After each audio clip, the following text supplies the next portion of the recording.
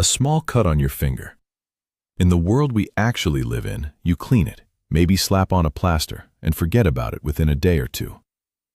Now imagine a version of history where that same small cut has a real, meaningful chance of killing you.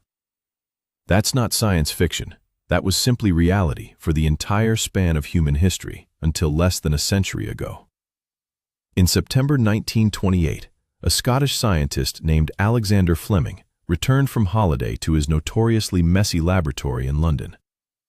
Sitting on his bench was a petri dish he had carelessly left uncovered. It had grown mold, and Fleming almost threw it straight in the bin, the way he'd done with countless contaminated dishes before. Instead, something caught his eye. Around the mold, a clear ring had formed where the bacteria simply couldn't grow. Something in that mold was killing bacteria on contact. That mold was penicillium, and Fleming's genuine accident became one of the most consequential discoveries in human history. Penicillin, the world's first true antibiotic. Now let's actually sit with the what if. What if Fleming had simply washed that dish before he left, the way any tidy scientist would have? What if he'd binned it without a second glance, the way he'd done dozens of times already? I find this one genuinely unsettling to think about, because the discovery came down to a habit of messiness that could so easily have gone the other way. To understand what we'd lose, you have to understand what the world looked like before antibiotics existed at all. A simple scrape from a rose thorn could develop into a fatal infection within days. Childbirth carried a very real risk of deadly infection for both mother and child. Pneumonia was frequently a death sentence, especially for the very young and very old. Surgery of any kind carried enormous risk, not from the procedure itself, but from what could grow in the wound afterward. Doctors in this world weren't incompetent. They simply had no real weapon against bacteria once an infection had taken hold. All they could do was watch and hope the body could fight it off alone. In a world without antibiotics, something as routine as a wisdom tooth extraction or a kitchen knife slip becomes a genuine gamble with your life. And it's not just individual injuries. Modern medicine as we currently understand it collapses without antibiotics.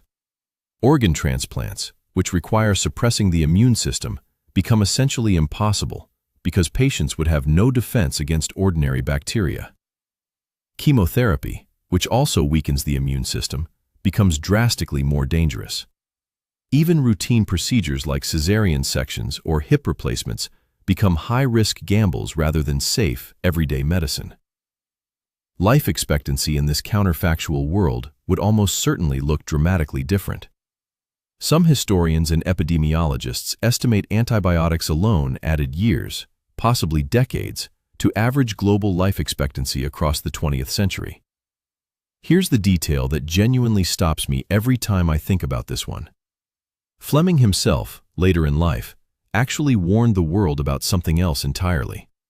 He cautioned that overusing antibiotics carelessly could allow bacteria to evolve resistance, eventually rendering these miracle drugs powerless again.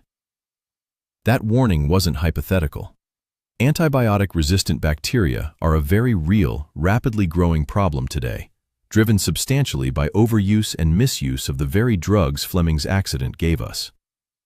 Which means the man who accidentally saved the world may have also accidentally predicted exactly how we might slowly lose that gift all over again. So here's the thought worth sitting with. Every time you shrug off a minor cut, survive a routine surgery, or recover from an infection without a second thought, you're quietly benefiting from one scientist's untidy laboratory bench and a mold spore that drifted through an open window by pure chance. We are all, in a very real sense, living inside a single moment of accidental luck that easily could have gone the other way.